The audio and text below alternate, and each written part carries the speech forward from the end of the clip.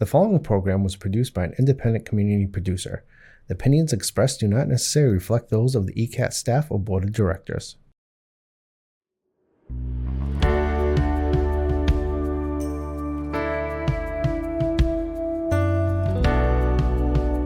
Giving a voice to the voiceless, pulling stories out of the shadows and putting them under the spotlight, making sure that each person is valued and cared for. This is Humanity First with Peter Evers, presented by BAMSI. Hi, everybody, and welcome to another edition of Humanity First, one which is very much grabbing headlines from the news. And we had the much awaited debate between the two presidential candidates this week. And it was quite a show in a lot of ways. And we are going to have two old favorites back to the show.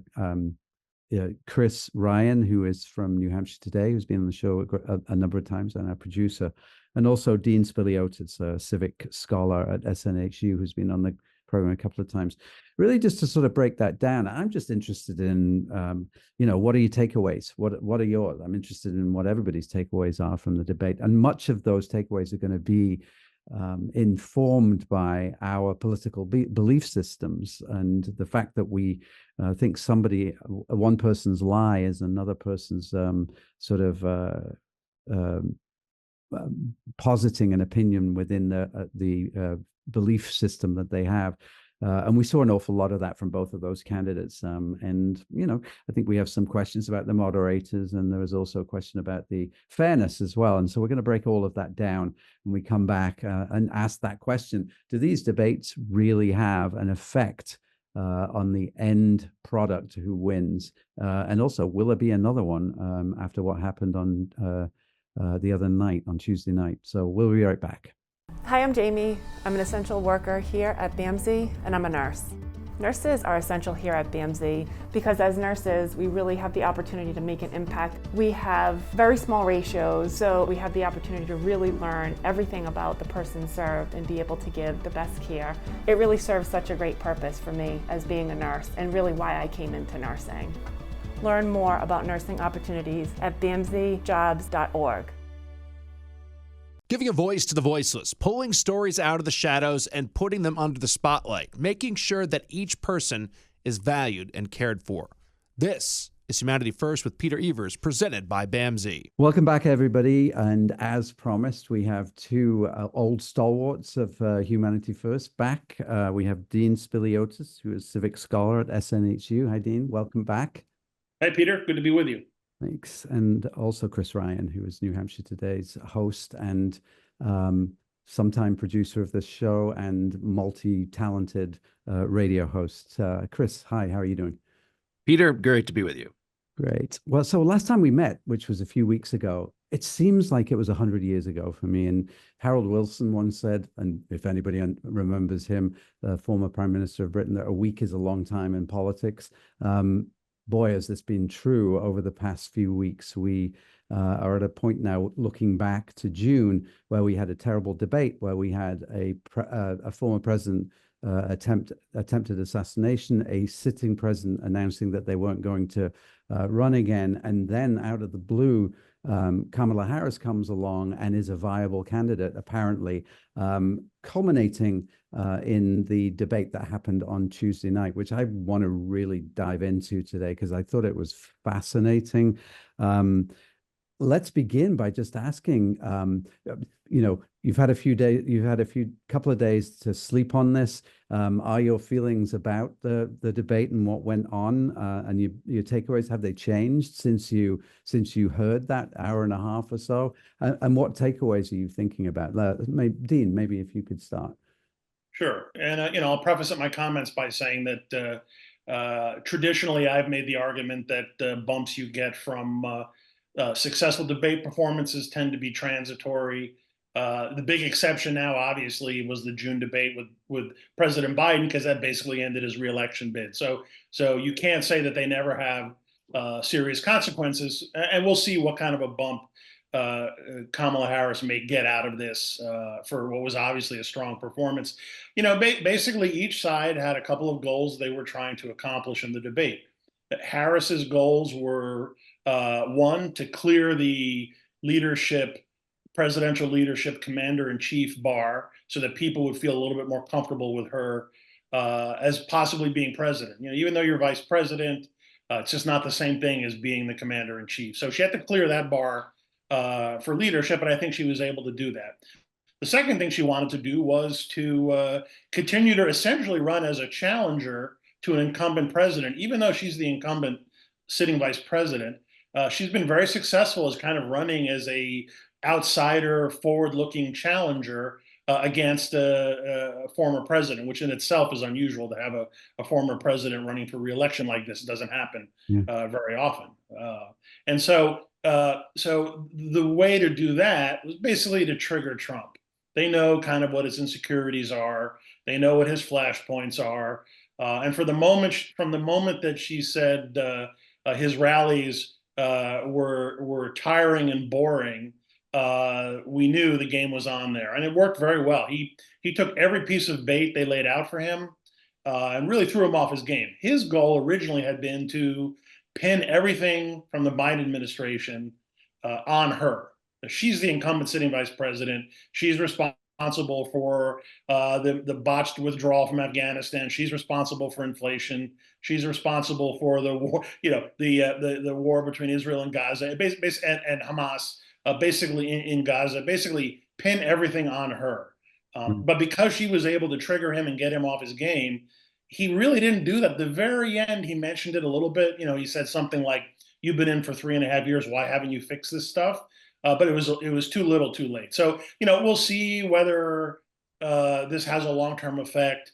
What was really bizarre afterwards was to see Trump go into the spin room, which you typically don't do as the candidate, and say that there was polling data that showed he had won by 80, 90% in favor of him. It struck me as a little sad in the sense that he likes to try to control the narrative. And he's always believed if he says stuff frequently enough and forcefully enough, people will believe it. But I don't think it's going to work this time, at least for this debate. Yeah. Chris, just sort of following up on what Dean just said, because I thought it was fascinating because, whenever you go through sort of media training, it is always like have one or two messages and just keep going back to that. And it was clear that he was knocked off his game a little bit, but he did keep going back to the immigration issue, didn't he? And it felt a bit leaden sometimes because it was almost like he said, "Oh, I've got to remember to go back to the issue of people coming across the border." But he did. I mean, I counted 6 times when he went back to that, but they were sort of clouded a little bit by what Dean was talking about, which is sort of losing the plot and taking the bait. Looking back on it, people are saying that Harris won this. Did Trump do that badly? He did badly, but it was much in line with what we've seen from Trump in the past. What's different is that clearly Trump does not have what was his A game, where he was able to consistently define his opponent, and he was the person that was able to be on offense. Throughout the course of this entire debate, he was on defense. There's a phrase in politics, if you're explaining, you're losing. And Trump spent the debate explaining. He spent the spin room, it's time the spin room explaining, and then he kept explaining why this was not such a catastrophic night. What happened here is that Donald Trump, who had always been kind of the apex predator in these instances, became the prey. And he became emotional, and he was defending himself. I've watched Trump for years, and what he's been able to do against his opponents for the most part is he gets them off guard, where they may throw something at him, but he's very quick to say, "No, that's ridiculous. Let me tell you about you." And then that person ends up going down a path of being emotional and defending themselves. She completely flipped the script on him, to the point where he was flailing, confused, and angry. And I think Dean really defined what she needed to do in the debate and what he needed to do in the debate as well. And he just was at no point in time able to consistently drive home the message that Kamala Harris is not competent enough to be president, and here's why. And she will be a continuation of the same, in their view, failed policies of the last 3.5 years, because she's a part of a machine, because she has the same thinking of Biden, or she's more extreme and more liberal. That was one of the biggest things that he needed to hit on throughout the course of the entire debate, because there are a lot of undecided voters who feel that Harris and Walz are too extreme, are too far to the left, are coastal elites in their thinking. And throughout the course of the night, it was him just trying to hit on immigration and defending himself. So is this a catastrophic debate performance? We'll get into this a little bit more, but no. It's more kind of Trump being Trump, but it shows the larger narrative around his candidacy that it is flailing. He's been unable to define an opponent, and he is facing someone who is better than him at this point in time, and has more star factor, has more of an ability to entertain, and he is losing, and he knows he's losing, and because of that, he is flailing. Yeah, there was almost like a shock factor, wasn't there? You could see him really being surprised at how she went after him on a personal level, the felon thing, the fact that people don't abhorred by him, that 81 million people fired him, just sort of using that language that he's so adroit at. Do you... Calling him weak. That was one of the biggest ones. Yeah. The world leaders think you're weak. She said a disgrace. You said the world leaders think yeah. you're a disgrace. I have to say, I was surprised by that. I didn't think that she would come out like that. And that goes back to a question that I have. I always think about Donald Trump as a person that sort of lives on his wits a little bit, that isn't a great preparer, that he feels that the natural wit and the natural ability to connect with people that he has, which, by the way, he does have, will be enough to carry him through. When you heard what Harris was saying, you did get that feeling that this was a really well sort of manicured, prepared hour and a half that she had been working for 2 months. And to me, that really came through. And I think he was really surprised that he couldn't live on his wits. Did you get that feeling? Well, yeah, absolutely. It seemed like he just didn't have it anymore, right, Dean? Like it was she was able to illustrate that he was not the individual that he, had been. And the pets thing was probably the biggest example of that. He couldn't stop himself from walking into these traps, and she perfectly prepared them, but his inability to understand, like he has in the past, what he needed to do in these instances. I think you watched her, and she was excited about the fact that he was not what he once was, and was not as strong as she'd expected. Yeah, Dean. Yeah, you're right, Peter. He's traditionally someone who has gone on instinct, on intuition, on an ability to read the room and get a sense of how he's affecting people positively or negatively. He's not a preparer. I'm always amused when I would hear his campaign people say that, well, he's not doing formal prep, but he's having policy discussions, which basically means there were people in the room discussing policy while he was watching TV or doing something else. He's not a preparer. He goes on instinct. Sometimes it works for him well.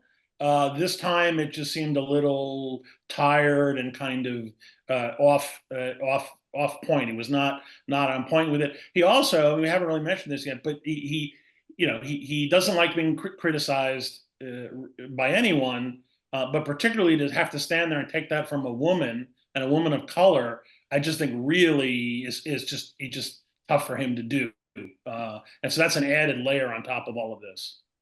Yeah, just going back to, how much this makes a difference, right? Because I think they announced beforehand that a third of the American people haven't yet decided who they're going to vote for. And I just thought, well, that's not true. How could that possibly be true? Because everybody that I speak to either, loves Donald Trump or hates him, or loves Kamala Harris, or are dyed-in-the-wool Democrats. Is that really true? And if that's true, does a debate have more pertinence in terms of what the eventual outcome is now that we're 54 days away from the election?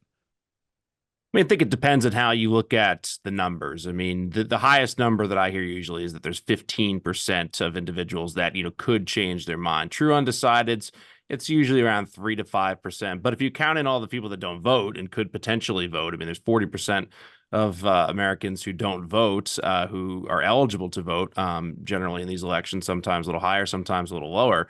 If you include the potential voters, yeah, you probably could you could probably get yourself or talk your way into a third. And interested to hear from Dean on that. But the fact of the matter is that this is a race that is very, very close and is going to remain, very, very close. And for Kamala Harris, her overall goal is to make this race about Donald Trump. And that debate, she was able to show people who are undecided that she has what it takes to be president of the United States. You may not like her policies. You may not have enough details on her policies. But, when it came to apprehension about her being in the room with a world leader and, was she going to be able to stand up to Vladimir Putin or whomever else? Yeah, I mean, she could definitely do that. Like we saw that, pretty clearly. And so the test for an undecided voter of can she be president of the United States? She passed that with flying colors, and she made the race once again about Trump. And if you're an undecided voter and you're thinking, Trump, things were better, when Trump was in control of the economy, things were better. There was no, conflict in Ukraine. There was no war in Israel. The world was a safer place. Maybe I can look past some of the idiocy when it comes to Trump in order to vote for him. Well, you heard the idiocy for an hour and a half. So those are the reasons that it helped Harris. But this is a race that's going to be very, very close, and one that Trump needed to kind of move back in his favor, and he didn't do it. It'll continue to trend in her favor after that debate. Yeah, I mean, there are other things that will happen in the course of the next 7 or 8 weeks or whatever we have left that will become more immediate in terms of how the race is progressing. But it's the case that I think in 2020 we had over 150 million people vote in that election, that presidential election. Yet I read that there were still 80 million people who were eligible to vote who did not vote. So that's a lot of potential vote left out there on the table. These presidential debates, they're typically not so much for the truly undecideds. A lot of times it's a way that people kind of reconfirm or solidify their prior beliefs about the candidates. It's kind of almost a reassurance mechanism. And so it's all about kind of mobilizing your supporters. If there are people on the fence, and I agree with Chris. It's we see a lot of data that says 15% of people are movable. Maybe the true undecideds, true undecideds tend to be less involved in politics. They don't pay close attention. They decide late, and so figuring out what will get them to jump into the voting public it's just hard to guess. But this debate could have done a lot of damage to Harris. If it had been a bad performance, I think we would have seen her trend down very quickly. She cleared that leadership threshold, which was the main thing, and it just kind of reminded people. This is what it was like when Trump was president 4 years ago. You've kind of forgotten about when he kind of gets thrown off balance, how he reacts. And so just food for thought for voters. Yeah, no, I thought I totally agree with that. I think as one thing we're nearly out of time, but as two media people, I want to ask you this. As soon as it was over in the spin room, there was this whole thing about ABC was very much biased towards the Democrat. And there were 4 occasions, I think, where one of the two corrected or fact-checked, which I think is very dangerous, by the way, in terms of doing that on Vivo. But the dog one was an interesting one, right? That he went there, and that the moderator said, well, actually, that didn't happen. And then he sort of doubled down on that. Any credibility in the Republicans feeling that ABC was biased towards it, or were they just sort of untruths that needed to be corrected? Yeah, kind of two things off of that. One, I don't think that the moderator should fact check the candidates. I think the candidates should, fact check each other, and in the aftermath of the debate, you can highlight what was said that was wrong, unless it's something that is incredibly, egregious. So I think stepping in, and saying that Haitian immigrants are eating dogs, and it's not true. I think stepping in that spot is okay.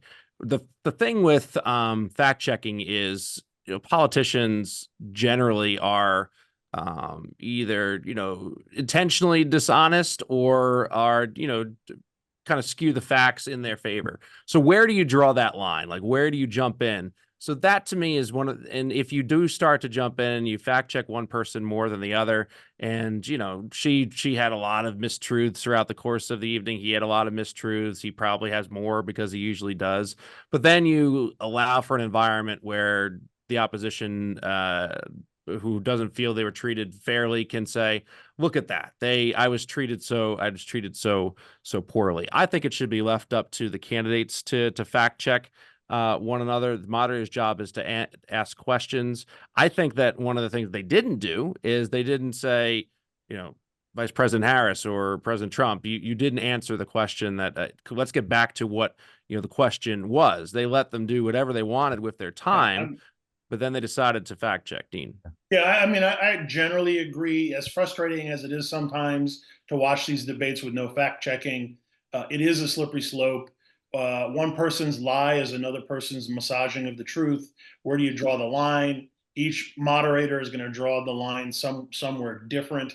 The bigger issue for me is what Chris just ended with, this idea that there are many times where I would just prefer the moderator say, okay, that's interesting, but this is the question, you haven't answered it. And you can, there are some people who do that quite well, to the point where the candidate's discomfort is answer enough for the viewer. Yeah, I think that's absolutely true. So much more to talk about, so little time. We've run over. Yeah, we've run over, but I think it would be great if we come back in a couple of weeks or maybe 2 or 3 weeks and just see where we are, because this is such a moving feast, isn't it? There are so many changes, and of course October is coming, so I'm sure there's a couple of surprises up their sleeves as well. So Dean, Chris, thank you so much for coming on, and hopefully we'll speak again really soon. Thanks. Sure thing, Peter. Thanks, Peter. Thanks.